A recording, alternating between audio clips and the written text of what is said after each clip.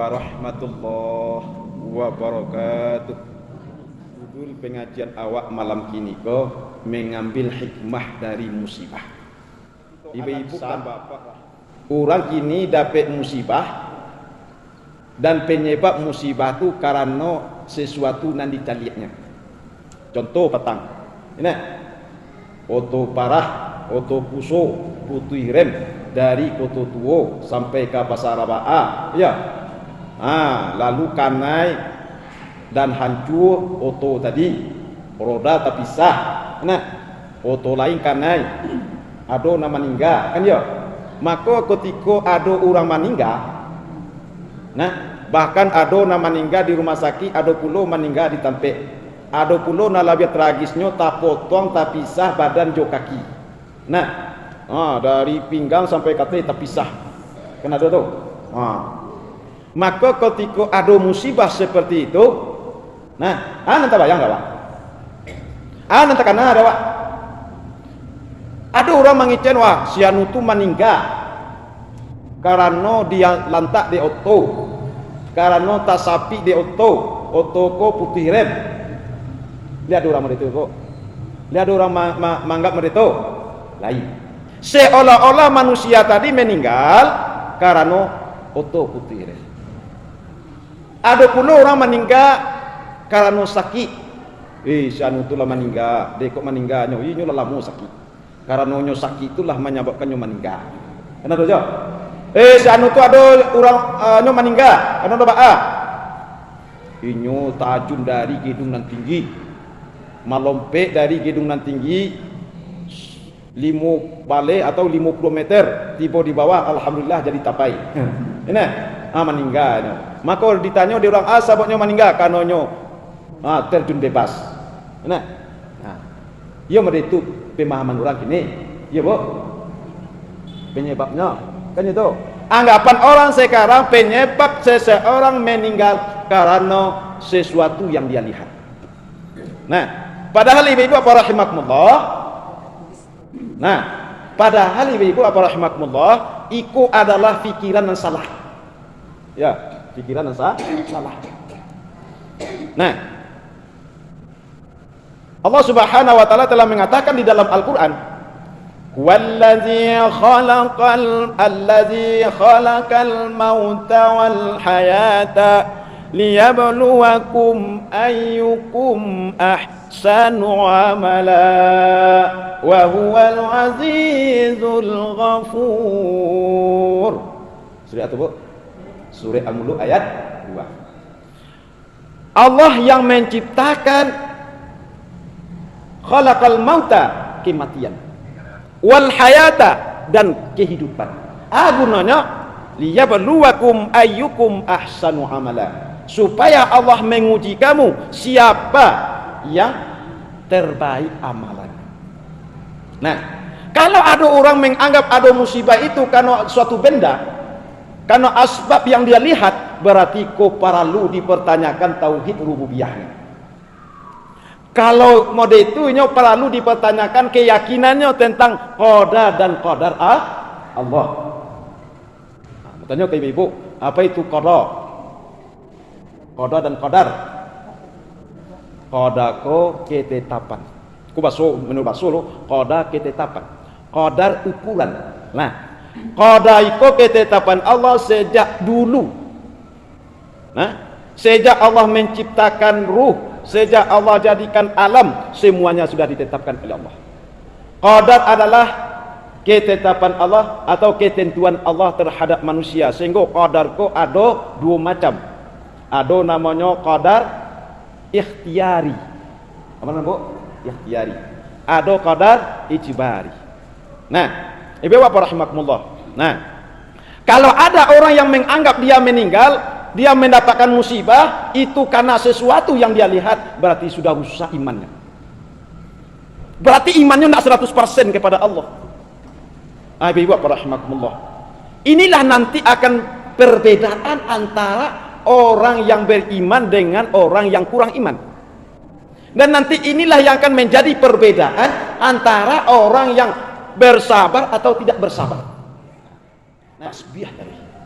Kenapa dia bersabar? Karena dia merasakan ujian dan cobaan itu adalah untuk menggugurkan dosa. Untuk menggugurkan dosa. Jadi kalau waktu uji ibu, nah, maka harus kita pahami ujian itu adalah menggugurkan dosa. Tapi kalau orang-orang yang kurang imannya, ketika dia diuji, ketika dia dapat musibah, ketika dia dapat bala, maka dia kadang-kala berputus asa. Aku dikatakan oleh Allah di dalam ayat yang kita bacakan tadi. Musibah tadi sudah ditentukan oleh Allah. Ujian tadi sudah ditentukan oleh Allah. Alun tercipta langit dan bumi lai. Alun ado awak lai. Alun terjadi musibah tadi di awak. Allah ado ketentuannya di sisi Allah. Nah, lalu sering kamu katakan, kamu sampaikan ibu apa rahmatullah. Awak hidup di atas dunia kok ibaratnya robot. Ini lihat ibu robot. Robot yang dibuat orang. Robot itu kan dikendalikan, bukan mengendalikan. Robot itu kan diatur oleh si pembuatnya, bukan mengatur. Inilah kita. Awak kau seperti robot. Kama perjalanan di awak, kama langkah kaki awak, apa yang kita pikirkan, apa rasa awak, apa musibah yang datang ke awak, apa yang menimpa awak, itulah ada tertulis, lah ditentukan oleh Allah. Umur bara mata awak betul, nah, umur bara badan awak kurus, bila badan awak sakit, Allah ditentukan oleh Allah. Agunonyo di Allah menentukan seperti itu. Kau nak disampaikan oleh Allah tadi dalam surah Al-Hadid ayat 23. Coba Al-Hadid ayat 23 tadi. Arti saja. Agar kamu tidak bersedih hati terhadap apa yang luput dari kamu. Itu dulu. Tujuan nampak tamu Pak. Lah ditetapkan musibah, lah ditentukan jalan di awak, lah ditetapkan rasa awak, lah ditetapkan anak menimpu awak. Aguno nampak tamu. Likaila taksau ala ma fatakum. Supaya awak nak baik hati. Supaya awak nak merasa bersedih. Supaya awak nak bergelisah. Supaya awak nak stres atas musibah dan menipu. Artinya Bu, ya kota bakar kadai ya lah. Nah, 10 juta dibakar di api. Nah, lain masih ada. Anak lain.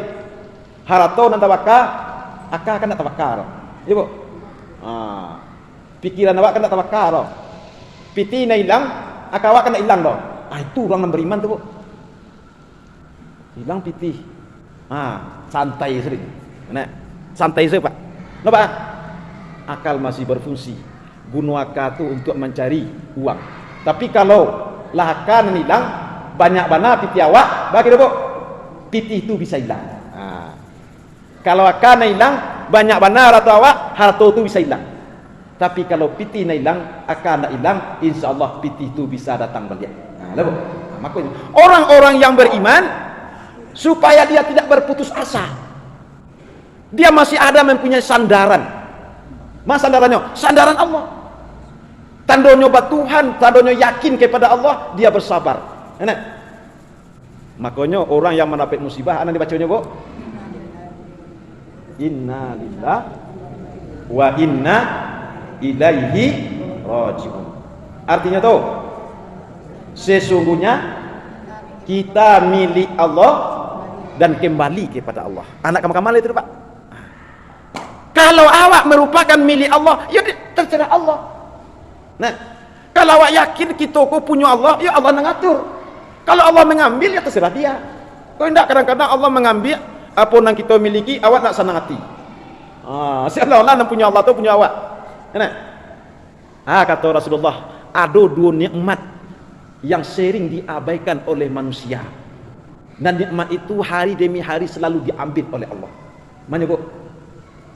Anak 2 tu Bu. Yang pertama umur.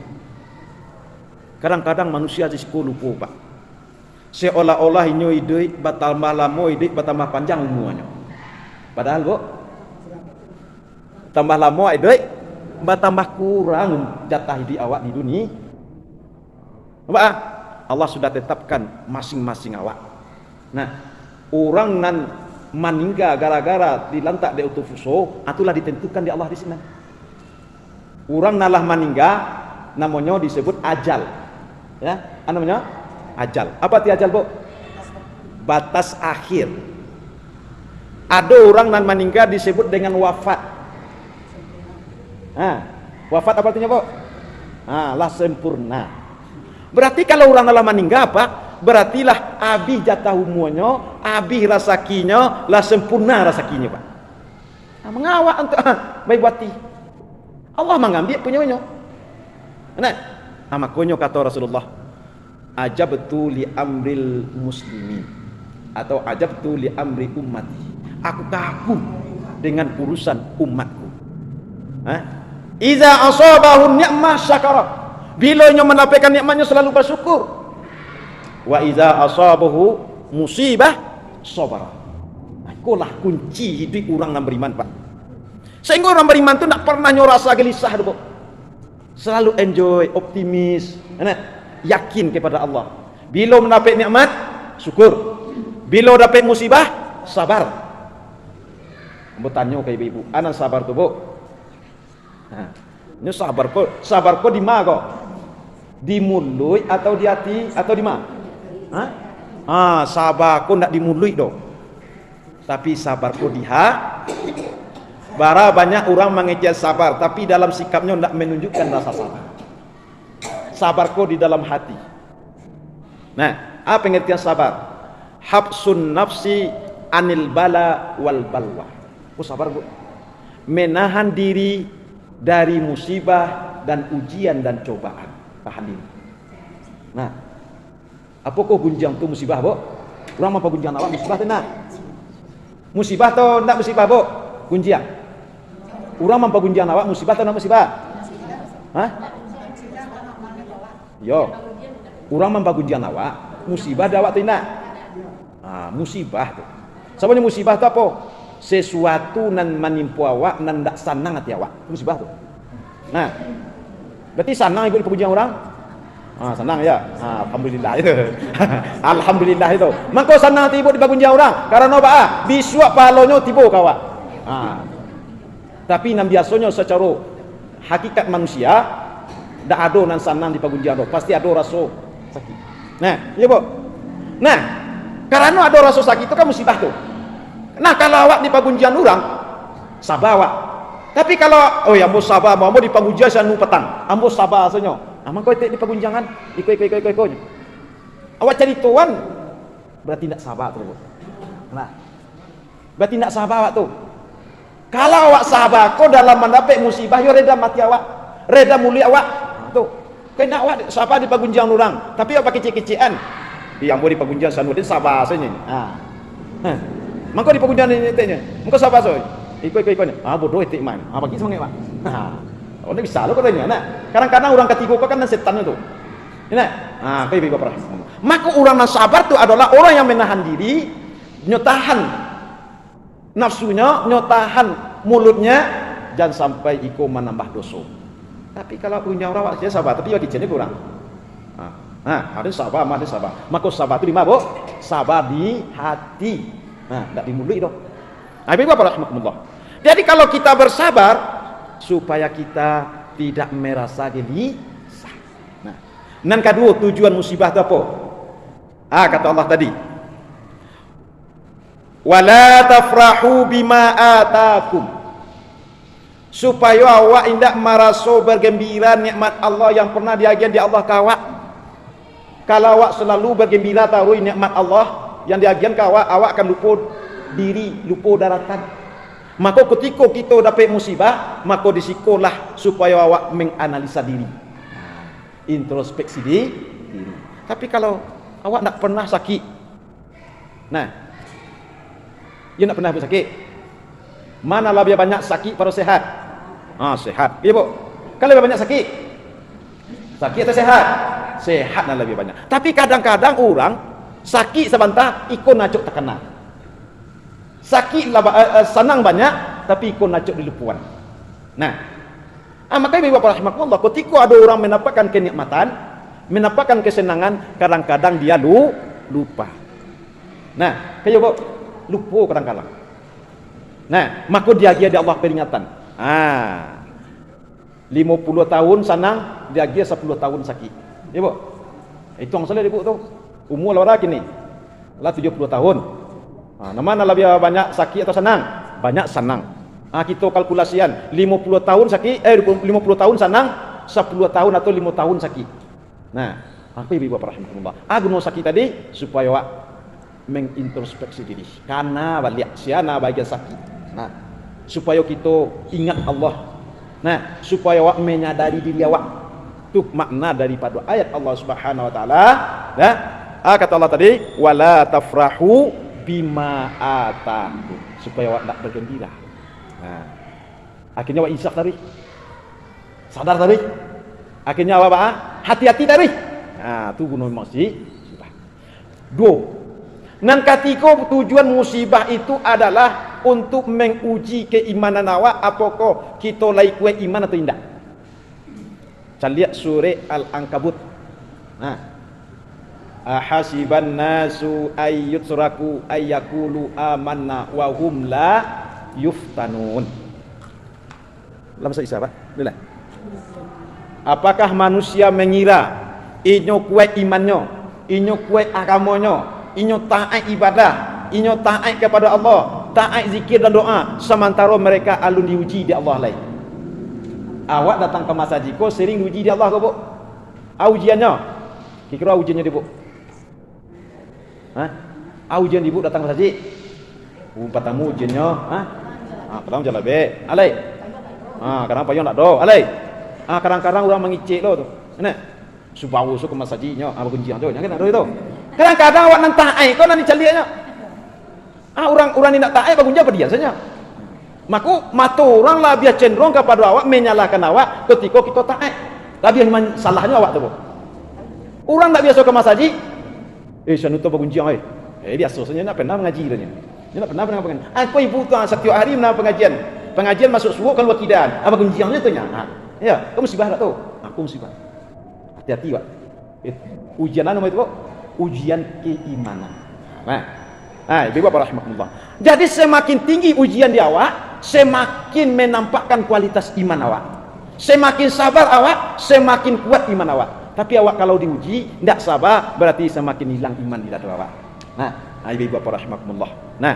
Nang ketiga, nang keempat, tujuan musibah itu adalah untuk menghapuskan dosa. Nan kalimo, tujuan musibah itu adalah bagaimana kita sebagai orang yang beriman betul-betul menyandarkan diri kepada Allah Subhanahu wa taala. Assalamualaikum warahmatullahi wabarakatuh.